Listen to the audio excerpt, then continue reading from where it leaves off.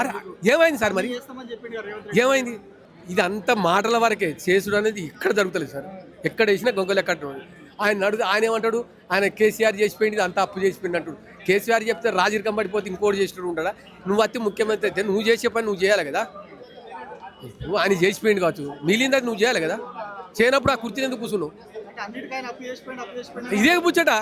ఇప్పుడు వడ్డు కోరాలంటే కూడా వడ్లకు క్వింటల్కు 5 కిలోలు, అది కూడా రైతు కష్టపడితే కూడా 5 కిలోలు కట్ చేతి. ఎక్కడ న్యాయమో నువ్వు చేసే రాజరికం ఏంది?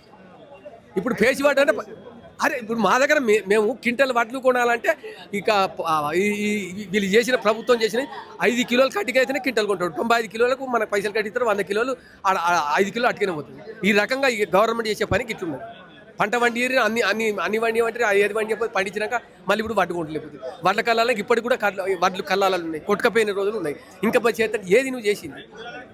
లేకపోతే కేంద్ర ప్రభుత్వం కొట్టలేదు, కేంద్ర ప్రభుత్వం కొనే కాడికి కొంటుంది. నువ్వు చేసింది ఏంటిది? మరి నువ్వేం చేస్తాను? ఏం చేస్తాను? ఇక దుడ్డు పరిధి దొరకంటున్నావు ఇప్పుడే వారు.